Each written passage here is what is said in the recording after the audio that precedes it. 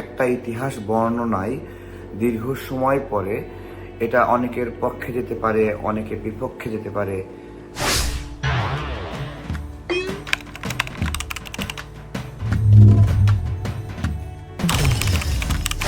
Major ডালিমের এই সামগ্রিক ব্যাখ্যাতে অনেক স্টেটমেন্টে অনেক সুবিধা পাচ্ছে, অনেকে অসুবিধা পাচ্ছে, কিন্তু ঘটনাগুলো এইরকমভাবে ঘটে যায় যে সেটা ঘটেই যায়। আসলে আমি 2018 সালে কিছু যদি ইতিহাস বর্ণনা করি এখন থেকে 10 বছর পরে, তাহলে এমন কিছু ঘটনা আছে যেটা আমাদের অনেকের বিরুদ্ধে চলে যাবে, অথচ তারা আমাদের আন্দোলনের অংশ ছিল। আমাদের এই 24-এর গণ অভ্যুত্থানে আমি যদি ইতিহাস বর্ণনা করি 10 বছর পরে, তাহলে এখন যারা অনেক ব্রাইট, তাদের বিরুদ্ধে অনেক স্টেটমেন্ট দিতে হবে।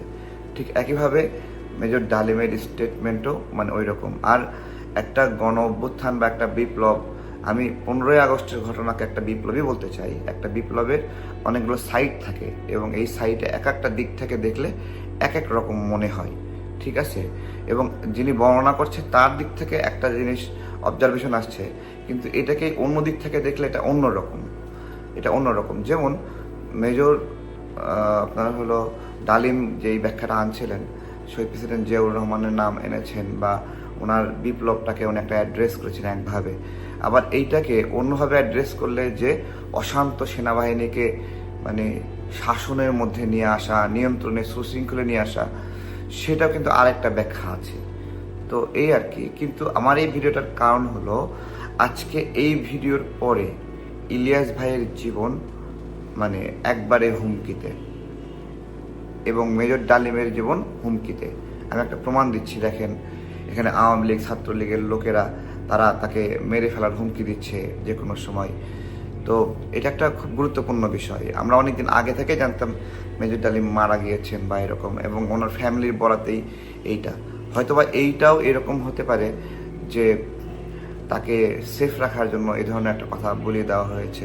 কিন্তু দেখেন, একটা জীবিত মানুষকে ঘোষণা দেওয়া হলো সে মারা গেছে, তার মানসিক অবস্থা কি সে কাউকে বলতে পারছে না সে বেঁচে আছে। আজকে সেই মানুষটা সবার সামনে আসছে। এইটা ইউটিউবের ইতিহাসে এক অনন্য ভিডিও।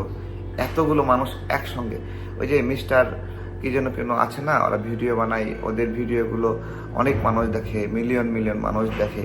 আজকে একসাথে এত মানুষ লাইভে আছে, এটা একটা ভয়ঙ্কর বিষয়। অর্থাৎ পুরো জাতির অ্যাটেনশন ছিল এই জায়গায়। তো এখানে ওনার যে ব্যাখ্যা, দীর্ঘদিন পরে যে ব্যাখ্যাগুলো দিয়েছেন, অনেকের কিছুটা অনেকের বিষয়ে সাংঘর্ষিক হতে পারে, কিন্তু এগুলোকে ধরবেন না।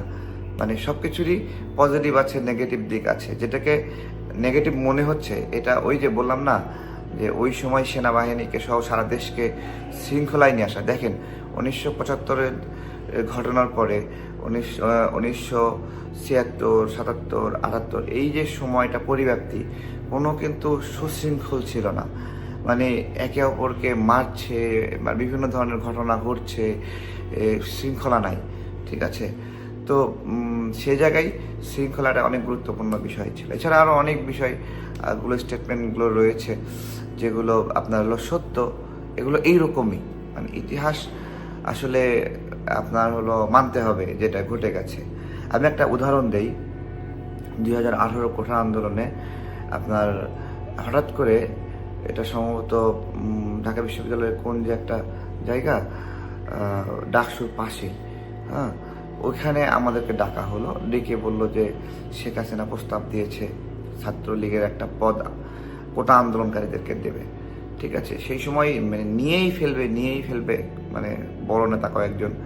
আমরা সবাই মিলে বিদ্রোহ করলাম যে এটা করলে আমরা তাদের সঙ্গে থাকবো না। এইরকমভাবে আতঙ্কিত হয়ে তারা তখন আর এটা পদটা নেয় না, ঠিক আছে? এই যে পদটা নিতে চাইলো, এটাই একটা 18-র ইতিহাসের একটা কালো অধ্যায়, ঠিক আছে? এরকম আরো অনেক বিষয় রয়েছে। 24-এর গণ অভ্যুত্থানের সময় কিছু মানুষ আত্মসমর্পণ করতে চেয়েছে, গণ অভ্যুত্থান হয়ে গেছে, সবাই মিলে আমরা করেছি, কিন্তু 10 বছর পরে এটা ব্যাখ্যা করবো তখন এটা আবার আমি যখন ব্যাখ্যা করতেছি যে আত্মসমর্পণ করছে, তাদের ব্যাখ্যাটা অন্যরকম, যে তাদের কাটকে রেখে এরকম মারপিট করে স্টেটমেন্ট দিয়েছে। আবার অনেকে মারপিটের পরেও স্টেটমেন্ট দেয়নি। তো যে স্টেটমেন্ট দেয়নি তার তার বলিষ্ঠতা আর যে স্টেটমেন্ট দিয়েছে সরকারের পক্ষে তার বলিষ্ঠতা এক না। ইতিহাস এইরকমই, ব্যাখ্যাগুলো এরকম।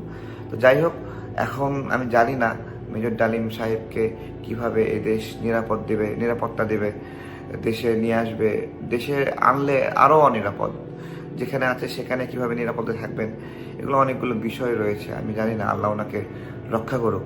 শুধু বলি, ওনাদের যে কাজ সেটা হলো বাংলাদেশের গণতন্ত্রকে হত্যা করার পরে এটাকে গণতান্ত্রিক উপায়ে ফিরে আসার জন্য একটা বড় কার্যক্রম ছিল। এবং ওনার যে কাজ, সেই কাজটা বাকশাল থেকে এদেশের মানুষকে মুক্তি দিয়েছে।